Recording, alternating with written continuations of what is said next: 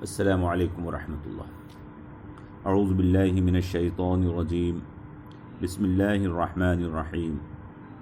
ولا تصعر خدك للناس ولا تمشي في الأرض مرحا إن الله لا يحب كل مختال فخور واقصد في مشيك واغضض من صوتك إن أنكر الأصوات لصوت الحمیر۔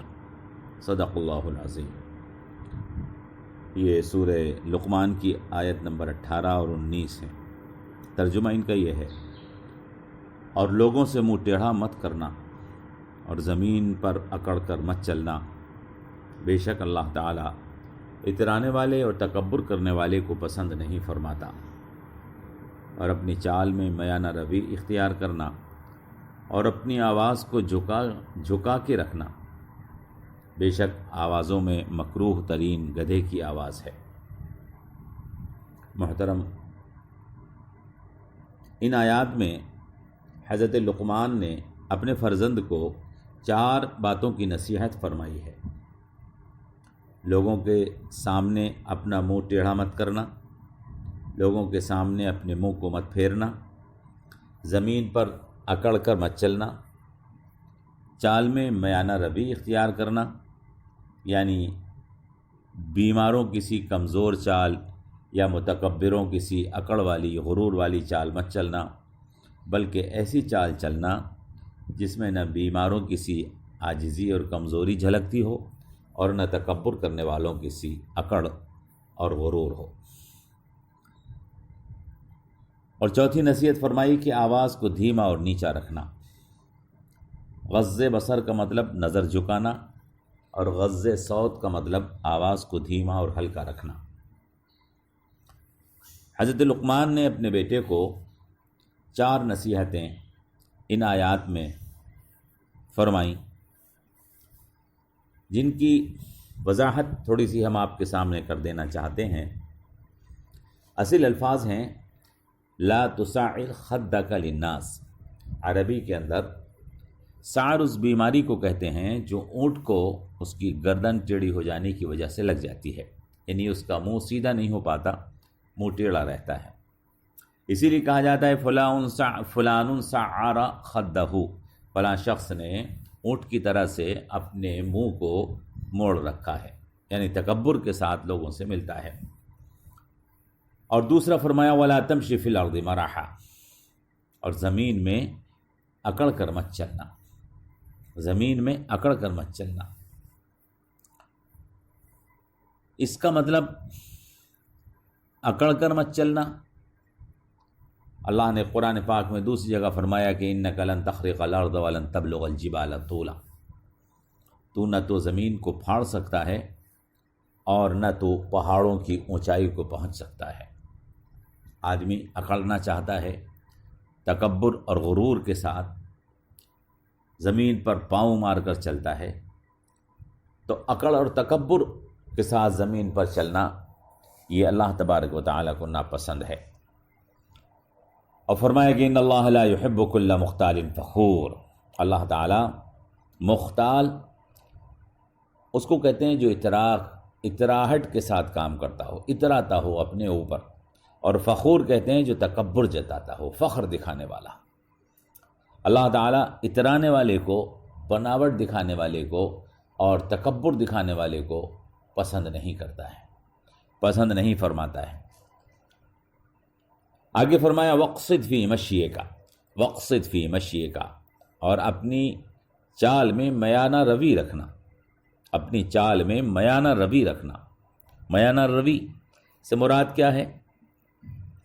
میانہ روی کا مطلب ہے کہ اپنی چال کو عام لوگوں کی چال بنا کر رکھنا۔ عام لوگ جس طرح سے چلتے ہیں اس طرح سے تم چلنا۔ بعض لوگوں نے اس کا مطلب یہ بیان کیا ہے کہ زیادہ تیز مت چلنا یا زیادہ آہستہ مت چلنا۔ ہم سمجھتے ہیں کہ شاید اس کا یہ مطلب بیان کرنا مناسب نہیں ہے، کیونکہ بعض موقعوں کے اوپر تیز چلنے کی اجازت ہے اور بعض موقعوں کے اوپر آہستہ چلنے کی اجازت ہے۔ تو اگر تیز چلنا منع ہوتا شرعاً یا آہستہ چلنا منع ہوتا تو پھر وقصد فی مشیک، اگر اس کا یہ ترجمہ کر لیا جائے کہ درمیانی چال سے چلنا، تو پھر تیز چلنا بھی منع ہوتا اور آہستہ چلنا بھی منع ہوتا، حالانکہ ایسا نہیں ہے۔ خود نبی کریم صلی اللہ تعالیٰ علیہ وسلم دوڑے بھی ہیں، آہستہ بھی چلے ہیں۔ تو وقصد فی مشی کا مقصد یہ نہیں ہے کہ زیادہ تیز مت چلنا اور زیادہ آہستہ مت چلنا، بلکہ اس کا مطلب یہ ہے جیسے عام لوگ چلتے ہیں جس انداز سے، اس انداز سے چلنا، عام لوگوں کی چال کے انداز پر چلنا، یعنی اس میں نہ تکبر ہو، نہ غرور ہو، نہ ریا اور فخر ہو، نہ اپنی کچھ دوسروں کے مقابلے میں اپنی کوئی خصوصی اہمیت کا دکھانا مقصود ہو۔ مثلا بعض لوگوں کو ہم نے دیکھا، وہ لوگوں کے درمیان میں اکڑ کر سینہ نکال کر آگے آگے چلتے ہیں۔ یہ چال کی اندر میانہ روی نہیں ہے۔ جناب رسول اکرم صلی اللہ تعالیٰ علیہ وسلم کے بارے میں حدیث پاک میں آیا کہ آپ صحابہ کے بیچ میں جب چلا کرتے تھے تو آپ ایسے چلتے تھے کہ کسی نئے آدمی کو یہ معلوم بھی نہیں ہو پاتا تھا کہ اس میں رسول اکرم کون سے ہیں، اللہ کے رسول اکرم صلی اللہ تعالیٰ علیہ وسلم کون سے ہیں، اتنے آپ عام انداز سے گھلے ملے چلتے تھے۔ تو ہم سمجھتے ہیں کہ وقصد فی مشیکا کا مقصد ہے کہ میانہ روی کے ساتھ چلنا، یعنی جیسے سب لوگ چلتے ہوں ویسے چلنا۔ وغضض من صوتک، اور اپنی آواز کو نیچا رکھنا اور اپنی آواز کو دھیما رکھنا، نظر نیچا رکھنا، آواز دھیما رکھنا، آواز نیچی رکھنا، یعنی اپنی آواز کو دوسروں کی آوازوں کے مقابلے میں بلند کرنے کی کوشش مت کرنا۔ دیکھیے، نظر کا نیچا رکھنا یہ ہوتا ہے کہ کسی غیر محرم پر نظر نہ پڑ جائے تاکہ اس سے گناہ سرزد نہ ہو جائے، اور آواز کا نیچے رکھنے کا مقصد یہ ہوتا ہے کہ کسی کے دل کی دل آزاری نہ ہو جائے۔ آواز کو اونچا کر کے بلند کر کے بعض لوگوں کو دیکھا گیا ہے کہ وہ مجلس میں چیخ کر بولنے کی کوشش کرتے ہیں، اپنی آواز کو زور سے نکال کر لوگوں کے اوپر اس کا رعب جمانے کی کوشش کرتے ہیں۔ فرمایا کہ وغضض من صوتک، اپنی آواز کو نرم، ملائم اور دھیما رکھنا۔ دنیا کے اندر کسی بھی سچائی کو، کسی بھی صداقت کو آواز کے زور، اس کے دبنگ ہونے سے ثابت نہیں کیا جا سکتا۔ دلیل کو، کسی سچائی کو دینے کے لیے آواز کا دبنگ ہونا ضروری نہیں ہے، اس کا زوردار ہونا ضروری نہیں ہے کہ آواز کو دبنگ کر کے اور اس کے اندر رعب پیدا کر کے، اس کے اندر ایک دبدبہ پیدا کر کے یہ ثابت کیا جائے کہ یہ بات سچی ہے۔ بات کی سچائی دلیل سے ثابت ہوتی ہے، بات کی سچائی اس کی صداقت کے ذریعے سے ثابت ہوتی ہے۔ آواز کے اندر رعب اور دبدبہ پیدا کر کر اس کی سچائی ثابت نہیں ہوتی، بلکہ ایسی آوازیں کہ جو زوردار ہوں، دھماکے دار ہوں، جن کے اندر رعب پیدا کیا گیا ہو، ان آوازوں سے کئی مرتبہ دل کو کراہت ہوتی ہے۔ گدھے کی آواز کی مثال اسی لیے دی گئی ہے کہ گدھے کی آواز دھماکے دار ہوتی ہے، زوردار ہوتی ہے، کانوں میں زبردستی گھس جانے والی ہوتی ہے، لیکن اس کے باوجود لوگ اس کو ناپسند کرتے ہیں، اس آواز کو ناپسند کرتے ہیں۔ تو آواز وہ جو دل میں اتر جائے، آواز جو دل میں پیوست ہو جائے، جس کو دل جذب کر لے، وہ آواز ہوتی ہے۔ اگر اس آواز میں دلیل بھی دی جائے تو دل اس کو جلدی قبول کرتا ہے، اور اگر کریہ آواز میں، سخت آواز میں، کرخت آواز میں دلیل بھی دی جائے تو دل اس کو قبول نہیں کرتا ہے۔ تو اس لیے اللہ نے فرمایا کہ وغضض من صوتک، اپنی آواز کو دھیما رکھنا، نرم رکھنا، ملائم رکھنا، اس لیے کہ کرخت آواز، سخت آواز، زوردار آواز، دھماکے دار آواز یہ دلوں پر اثر انداز ہونے کی صلاحیت نہیں رکھتی، بلکہ کان اور دل ایسی آواز سے متنفر ہوتے ہیں۔ ان انکر الاصوات لصوت الحمیر۔ تو یہاں یہ حضرت لقمان نے اپنے بیٹے کو 4 نصیحتیں کی۔ لوگوں کے سامنے اپنے منہ کو ٹیڑھا مت کرنا اور منہ کو مت پھیرنا، زمین میں اکڑ کر مت چلنا، چال میں میانہ روی رکھنا، اور آواز کو دھیما اور نیچا رکھنا۔ یہ 4 نصیحتیں کی۔ اس سے پہلے جو نصیحتیں آپ سن چکے ہیں، اس میں حضرت لقمان نے جو نصیحتیں کی تھیں وہ کیا تھیں؟ یا بنی لا تشرک باللہ، اے بیٹے اللہ کے ساتھ کسی کو شریک مت کرنا۔ اور دوسری نصیحت تھی ووصینا الانسان بوالدیہ احسانا، والدین کے ساتھ حسن سلوک کرنا۔ تیسری نصیحت تھی اس شخص کے راستے کی پیروی کرنا جس نے میری طرف رجوع کیا ہو۔ اور چوتھی نصیحت تھی اے میرے بیٹے، ایک دانہ رائی کے دانے کے برابر کسی پتھر یا پہاڑ کے نیچے بھی ہو یا آسمان اور زمین میں کہیں بھی ہو تو اللہ تبارک و تعالیٰ اس کو لے آتا ہے، اس کو ظاہر فرما دیتا ہے۔ اور پانچویں بات فرمائی تھی اے بیٹے نماز قائم کرنا، یعنی اللہ کی اطاعت کرنا۔ چھٹی بات فرمائی تھی اللہ کا حکم کرنا۔ ساتویں بات فرمائی تھی برائی سے روکنا۔ آٹھویں بات فرمائی تھی اللہ کے راستے کی ہر تکلیف ہمت اور حوصلے کے ساتھ، اللہ کے راستے کی ہر تکلیف کا ہمت اور حوصلے کے ساتھ سامنا کرنا۔ محترم حضرات، آپ اگر ان نصیحتوں پر غور کریں اور ایک گہری نظر ڈالیں تو آپ کے سامنے ایک حقیقت واشگاف ہوگی، اور وہ کیا ہے کہ حضرت لقمان نے اپنے بیٹے کو جو نصیحتیں کی ہیں اس کو ہم 5 حصوں میں تقسیم کر سکتے ہیں۔ 5 حصوں میں ان نصیحتوں کو تقسیم کر سکتے ہیں۔ یہ بڑی اہم بات ہے جو ہم آپ سے عرض کر رہے ہیں، اس کو آپ توجہ کے ساتھ یکسوئی کے ساتھ سننے کی کوشش کریں تو انشاءاللہ اس سے آپ کو فائدہ حاصل ہوگا۔ 5 حصوں میں حضرت لقمان نے اپنی نصیحتوں کو تقسیم کیا ہے۔ پہلے حصے میں انہوں نے اللہ کے حقوق کا بیان کیا ہے۔ پہلے حصے میں ہم ابھی تفصیل آپ کے سامنے انشاءاللہ پیش کریں گے۔ پہلے حصے میں اللہ کے حقوق کا انہوں نے بیان کیا ہے۔ دوسرے حصے میں والدین کے حقوق یعنی رشتہ داروں کے حقوق کو بیان کیا ہے۔ تیسرے حصے میں انسانوں کے اوپر جو ہمارے حقوق ہیں ان کا بیان کیا ہے، انسانوں پر جو ہمارے حقوق ہیں ان کو بیان کیا ہے۔ چوتھے حصے میں مخلوق خدا کے حقوق کا بیان کیا ہے۔ چوتھے حصے میں مخلوق خدا کے حقوق کا بیان کیا ہے۔ اور 5ویں حصے میں وہ آیات آئی ہیں اور وہ نصیحتیں ہیں جو عام انسانوں کا جو اس کے اوپر حق ہے اس کا بیان ہے، عام انسانوں کا جو ہمارے اوپر حق ہے اس کا بیان ہے۔ ہمارے اوپر اللہ کا حق کیا ہے؟ ہمارے اوپر اللہ کا حق یہ ہے کہ ہم اس کے ساتھ کسی کو شریک نہ کریں۔ رشتہ داروں کے حقوق میں سب سے اعلیٰ والدین کا حق ہے، اور اس میں بھی ماں کا حق سب سے اعلیٰ ہے۔ رشتوں کو معلوم یہ ہوا، رشتوں کو ان کی قربت اور قربانی کے اعتبار سے نبھایا جائے گا۔ شریعت کا منشا یہ ہے، قرآن ہم کو یہ بتانا چاہتا ہے، شریعت ہم کو یہ بتانا چاہتی ہے کہ رشتوں کو ان کی قربت اور قربانی کے اعتبار سے نبھایا جائے گا۔ ہر انسان پر جو اللہ کی طرف رجوع رکھتا ہو، ہر انسان پر جو اللہ کی طرف رجوع رکھتا ہو، جو اللہ سے تعلق رکھتا ہو، اس پر ہمارا حق ہے۔ ہر اللہ کے نیک بندے پر ہمارا حق ہے، ہمارا حق ہے۔ اللہ کے ہر نیک بندے پر ہمارا حق ہے۔ اور کیا حق ہے؟ یہ حق ہے کہ ہم اس کی پیروی کریں، اس کو اپنا رہنما بنائیں، ہم اس کی اطاعت کریں، اس کے نقش قدم پر چلیں، اس کا احترام کریں۔ ہمارا یہ حق ہے اس کے اوپر، ہمارا حق ہے کہ ہم اس کا احترام کریں، ہمارا حق ہے کہ ہم اس کی پیروی کریں، ہمارا حق ہے کہ ہم اس کے نقش قدم پر چلیں۔ پھر فرمایا رائی کا دانہ اگر پہاڑ کی چٹان کے نیچے ہو، رائی کا دانہ اگر پہاڑ کی چٹان کے نیچے ہو، ان تک مثقال حبۃ من خردل او تکن فی صخرۃ او فی السماوات فی الارض یأتی بها اللہ۔ اس میں اللہ تعالیٰ نے ہمارے ذہنوں کو مخلوق خدا کے حقوق کی طرف متوجہ فرمایا ہے۔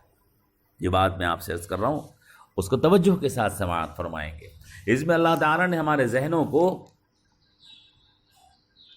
مخلوق خدا کی حقوق کی طرف متوجہ کیا ہے، اور اپنی قدرت اور علم کے بیان کے ساتھ ہمیں یہ بتا دیا ہے کہ اللہ کی اس مخلوق کا بھی تمہارے اوپر حق ہے، وہ اگرچہ رائی کے دانے کے برابر ہی کیوں نہ ہو۔ وہ رائی کا دانہ کسی پہاڑ کی چٹان کے نیچے دبا ہوا ہو یا زمین اور آسمان کے کسی بھی حصے میں ہو، لیکن خدا اس کو وہاں سے بھی نکال لاتا ہے۔ اللہ کا اس کو حکم ہے کہ پیدا ہو جا، تو اس میں سے درخت وہاں سے بھی پیدا ہو جاتا ہے۔ اور رائی کا دانہ پہاڑ کی چٹان کے نیچے دب کر بھی اللہ کے حکم کو پورا کرتا ہے، اور خدا نے جو اس کو حکم کیا ہے کہ پیدا ہو تو وہ پیدا ہو جاتا ہے۔ تو یہاں اللہ تعالیٰ ہم کو کیا بتا رہا ہے؟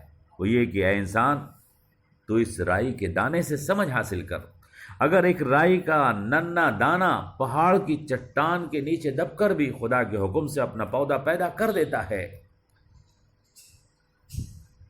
اگر رائی کا ایک ننا دانہ پہاڑ کی چٹان کے نیچے دب کر بھی اپنا پودا خدا کے حکم کی وجہ سے پیدا کر دیتا ہے، تو حالات اور پریشانیوں سے کیوں گھبراتا ہے؟ تجھے حکم ہے کہ تو نماز پڑھ، تجھے حکم ہے اللہ کا کہ تو اچھائی کا حکم کرے، لوگوں کو برائی سے روکے، تو اے انسان تجھے چاہیے کہ تو بھی اس حکم کو پورا کرے۔ رائی کا دانہ پہاڑ کے چٹان کے نیچے دبا پڑا ہے، لیکن وہ اللہ کے حکم کو پورا کر رہا ہے، تو حالات سے کیوں گھبراتا ہے؟ تجھے بھی چاہیے کہ تو اللہ کے حکم کو پورا کرے۔ حکم خدا کو پورا کرنے میں جو پریشانی اور تکلیف تجھ پر آئے، حوصلے اور ہمت کے ساتھ اس کا سامنا کر، اور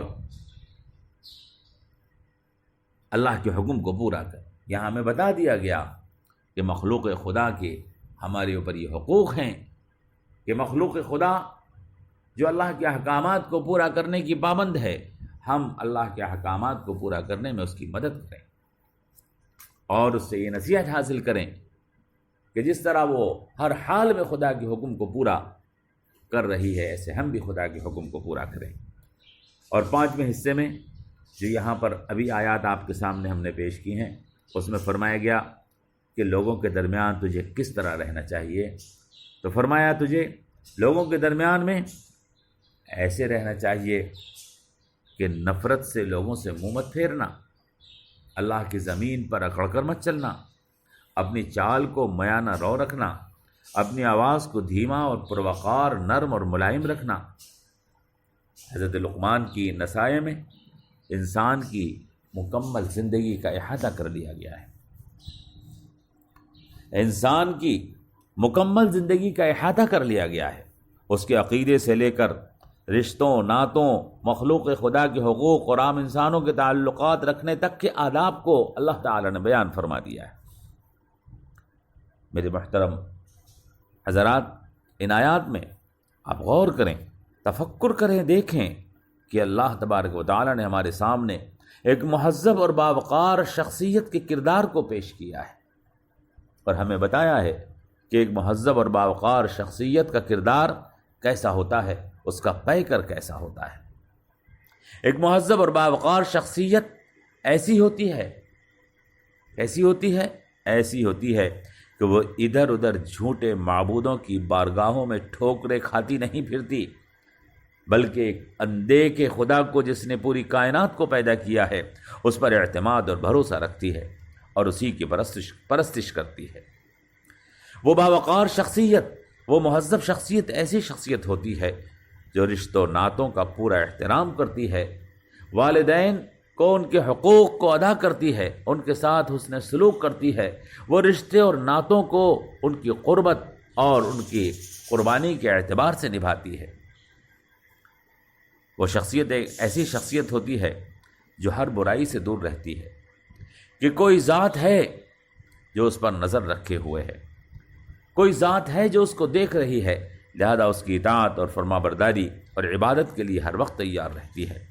اس کی کائنات میں ذرہ ذرہ اس کی آنکھوں کے سامنے ہے، وہ دیکھتی ہے کہ اس کی اطاعت ذرہ ذرہ کر رہا ہے، کائنات کی ہر چیز اس کی اطاعت میں مصروف ہے، لہذا وہ مہذب اور باوقار شخصیت ہر بھلے کام کو کرنے کی کوشش کرتی ہے اور ہر برے کام سے خود کو دور رکھتی ہے اور دوسروں کو بھی روکتی رہتی ہے۔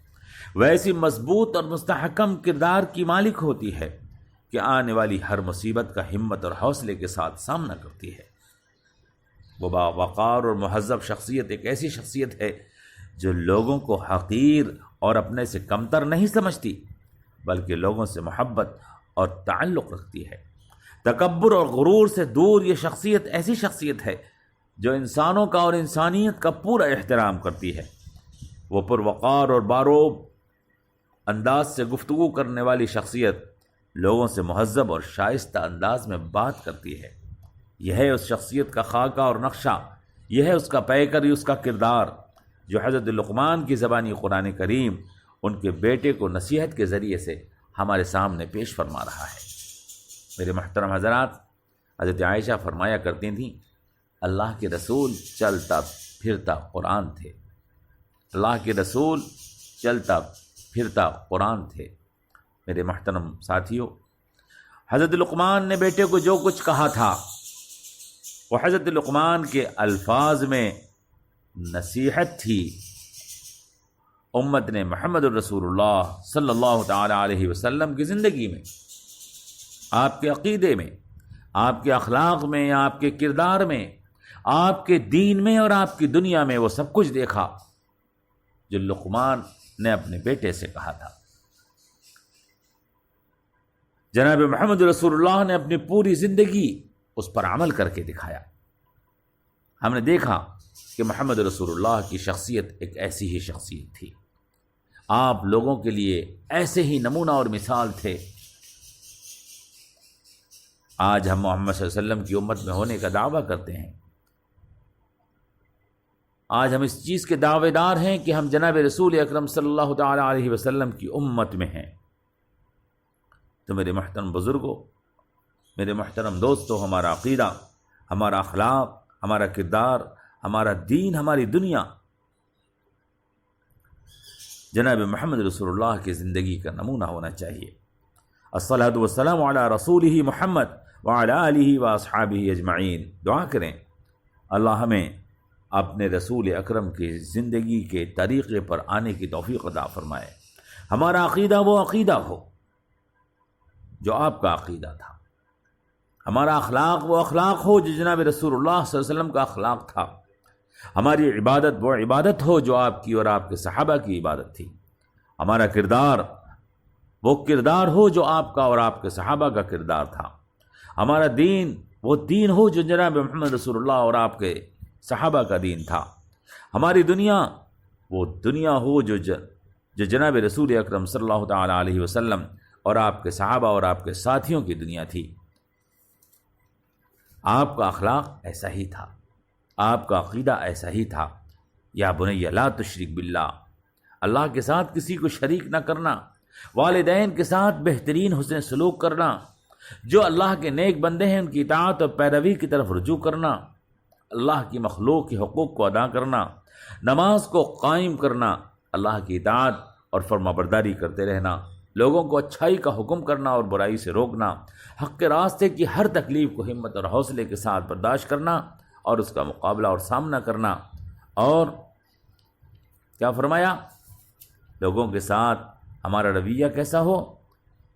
ہم لوگوں کا احترام کریں، ان سے منہ نہ موڑیں، ان سے نفرت نہ کریں، ان کے سامنے اپنے منہ کو ٹیڑھا نہ کریں، زمین پر اکڑ کر نہ چلیں، چال میں میانہ روی اور رفتار کے اندر ہمارے رعب اور ایک رعب کے ساتھ ہماری رفتار کے اندر ایک شخصیت کا اثر ہو، غرور سے ہم دور ہوں، تکبر سے دور ہو، اور آواز میں نرمی ہو، دھیما پن ہو، محبت ہو، الفت ہو، یہ ہماری زندگی کا نمونہ ہونا چاہیے۔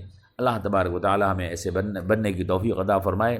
والسلام علیکم ورحمۃ اللہ وبرکاتہ۔